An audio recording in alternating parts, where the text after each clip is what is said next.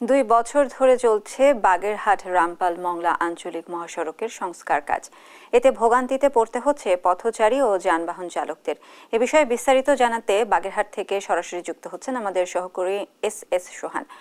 সোহান, এখনো কাজ শেষ করতে না পারার কারণটা নিয়ে কর্তৃপক্ষ কি বলছে? বাগেরহাট রামপাল এবং মোংলা যে আঞ্চলিক মহাসড়ক রয়েছে, এই সড়কটিতে সংস্কার, মজবুতীকরণ এবং প্রশস্তকরণ কাজ শুরু হয় 2022 সালের দিকে।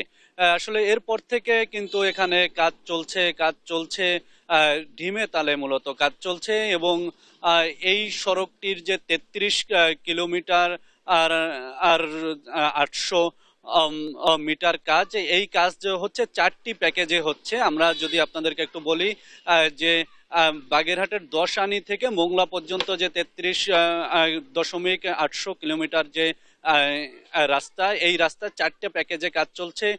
প্রথম যে প্যাকেজ, এই প্যাকেজটি হচ্ছে 10 আনি থেকে হেলাতলা পর্যন্ত যে 10 কিলোমিটার রাস্তা রয়েছে, সেই রাস্তা, এই রাস্তার কাজটি করছে মূলত মাহবুব ব্রাদার্স নামে একটি ঠিকাদারি প্রতিষ্ঠান।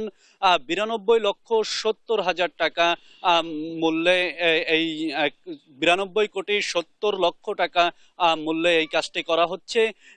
মূলত 2 বছর ধরে এই কাজটি চললেও আসলে এই সড়কের দৃশ্যমান কোনো উন্নয়ন হয়নি এবং সড়কটি এখন পর্যন্ত যান চলাচলের অনুপযোগী রয়ে গেছে। আমরা সকাল থেকে এই সড়কের বিভিন্ন স্থান ঘুরেছি, আমরা ঘুরে দেখেছি যে বিভিন্ন জায়গায় খানাখন্দে ভরা এবং অনেক জায়গা কিন্তু পিচ উঠে ডেবেও গেছে।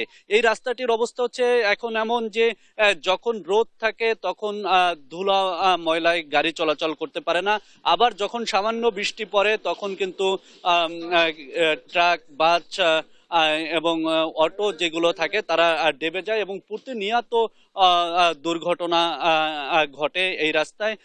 এখানে যে শুধু যানবাহন চালক এবং পথচারীরা বিপদে পড়ে তা নয়, এই রাস্তার দুই পাশে যে স্থানীয় বাসিন্দারা রয়েছে তারাও কিন্তু এই সড়ক খারাপ থাকার কারণে ভোগান্তিতে পড়েন। আমার সাথে কিছু স্থানীয় বাসিন্দারা রয়েছেন, তাদের সাথে একটু কথা বলবো যে তারা কি ধরনের ভোগান্তিতে পড়েন। ধন্যবাদ দেশ টিভিকে। আমাদের এই রাস্তার বিভিন্ন জায়গায় গাড়ি ফেসে যাচ্ছে, ইট বালু বোঝাই গাড়িগুলো ফেসে যাচ্ছে, 2-3 দিন এইভাবে ফেলানো থাকে, রাস্তা জাম হয়ে যায়। আর গাড়ি ঘোড়া যে অবস্থা তাতে সবারই খুব দুর্বিষহ অবস্থা। আমাদের ধন্যবাদ আপনাকে। আসলে জানাচ্ছিলেন যে কি ধরনের অবস্থা। আমরা এই রাস্তা সম্পর্কে জানতে সড়ক বিভাগের নির্বাহী প্রকৌশলী আশরাফুল ইসলামের সাথে কথা বলেছিলাম। তিনি আমাদেরকে জানিয়েছেন ঠিকাদারকে বারবার ওয়ার্নিং দেওয়া হচ্ছে এবং 2025 সালের 30 মার্চ পর্যন্ত এই রাস্তার কাজের যে সময়সীমা রয়েছে, এই সময়ের মধ্যে যদি কাজ না করতে পারে তাহলে ঠিকাদারের চুক্তি বাতিল করে নতুন ঠিকাদার নিয়োগ দেওয়া হবে এবং নতুন ঠিকাদার নিয়োগ দিয়ে দ্রুত কাজ সম্পন্ন করা হবে। বাগেরহাটের কারাপাড়া এলাকা থেকে আমার কাছে এই ছিল রাস্তা সংস্কারের সর্বশেষ খবর। ধন্যবাদ সোহান। বাগেরহাট থেকে আঞ্চলিক মহাসড়ক সংস্কারের বিস্তারিত নিয়ে জানাচ্ছিলেন আমাদের সহকর্মী।